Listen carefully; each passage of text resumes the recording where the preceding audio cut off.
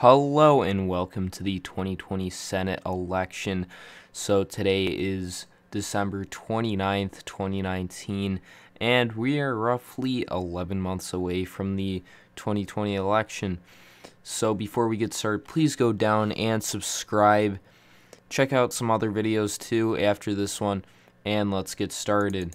So we're going to start off with the safe Republican states: Oklahoma, Kansas, Nebraska, South Dakota, Wyoming, Idaho, Montana, Arkansas, Louisiana, Tennessee, South Carolina, West Virginia, and Alaska. So the reason Montana I did not put likely is because Steve Bullock seems as if he's not going to run for the Senate. He already said he's not, and he's probably not going to go back on it. In the current state, I see it as safe.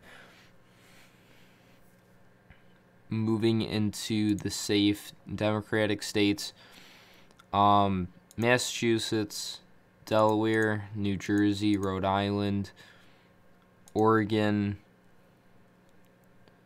Illinois, and that's all of them. So now there's 43 Republicans and 41 Democrats. There's 16 too close to call. So we're going to move into the likely states now for the Republicans. We're going to start off with the state of Mississippi. Cindy Hyde-Smith, she won by around 8 points, and she's not the most popular, but she's not super unpopular. It's a Republican state, it'll go for her, but not in the safe margin. Another state, Kentucky, I could see it edging into that likely column. Mitch McConnell, not popular at all, but he's definitely going to win. I don't see him not winning just because it's a presidential year. And it's not like a midterm where it kind of is more like a coin flip. You got Trump on the ballot in a very Republican state, even with a very unpopular senator. It's going to definitely boost him over the line. So now another state, Alabama. This is going to be a flip. Jeff Sessions is probably going to be the Republican nominee there. He did very well in all of his elections, and I just don't see Roy Moore winning. Or not, what's his name? Is it Roy Moore? Doug Jones, not Roy Moore. Doug Jones winning again. That was just because he was facing Roy Moore, which had a lot of allegations against him, and it was still very close. Another state, Texas. The senator there that's up for re-election is decently popular. He doesn't have too many things against him, but he's also not the most well-known. You got Trump on the ballot. Even though he's not too popular in Texas, it's definitely going to cross probably even more Republican for him than Trump, probably by about 12 points. And that looks like all the safe and likely Republican states. Moving into the likely Democratic states, states of New Mexico. New Mexico's becoming increasingly more Democratic over time. Another state, Minnesota. Tina Smith, she did pretty well in 2018, and I wouldn't expect her to lose or have this in the lean margin. Another state, New Hampshire. Jeanne Shaheen, very popular senator, one of the most popular in the country. She would win definitely in the likely margin. Another state, Virginia. Trying to think of his name. Don't remember every single senator.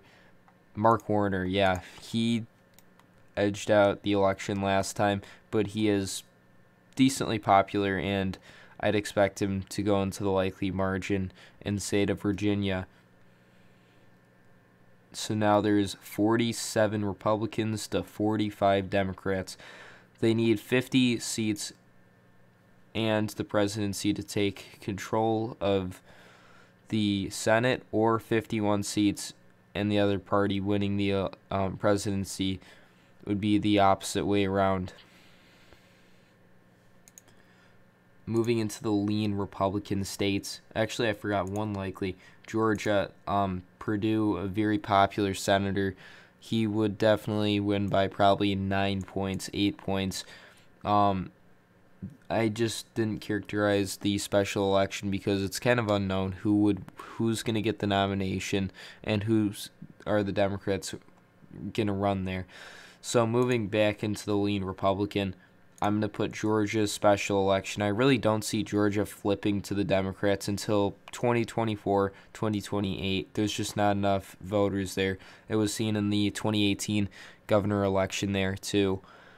Another state, Iowa, Joni Ernst, I was trying to think of her name, it was on the tip of my tongue. She is a very Trump Republican, and Trump has, I think he endorsed her already very early on.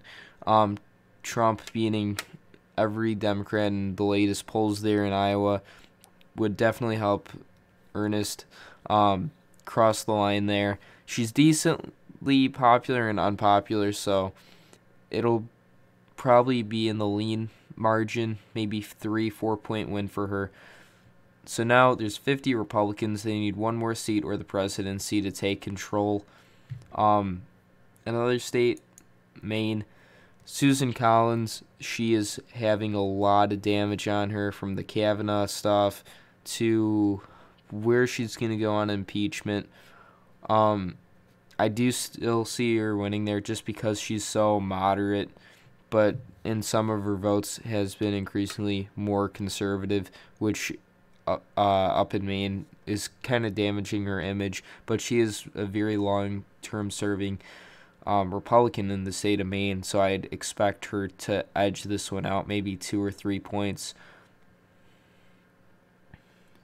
Moving into the Democrats' lean margin, state of Colorado, this is a flip. Cory Gardner, not too popular. He won in a Republican wave year by a very close margin, and Colorado, another state increasingly going more Democratic, shifting in races, so there's more growing in Hispanic voters there, decreasing in Republican voters there.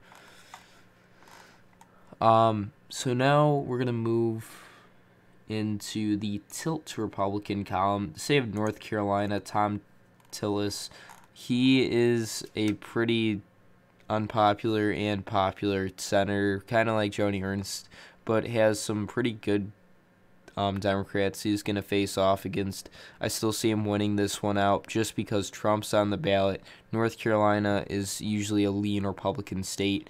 It only went for Obama the one time since 1970s it last went to a Democrat. North Carolina, I don't see the Democrats flipping it. It'll be very close, but I see it edge out for Tillis. Moving into the Democratic tilt, Michigan, there's going to be a very close race there. One, the Democrat isn't very well known, and he's facing John James, he's probably going to face John James, which was the 2018 competitor for the 2018 Senate race there in Michigan, and he only lost by 6 points against a well-known senator who was pretty popular. But it'll be a very close race there. Another one, Arizona. This is a flip. Martha McSally, she lost in 2018 but was given the seat that was John McCain's, and I just see her facing off against a pretty popular opponent. So ending off, 52 Republicans to 48 Democrats. This is a 1-seat gain for the Democrats and all. But Republicans picked up 1 seat, and they picked up 2.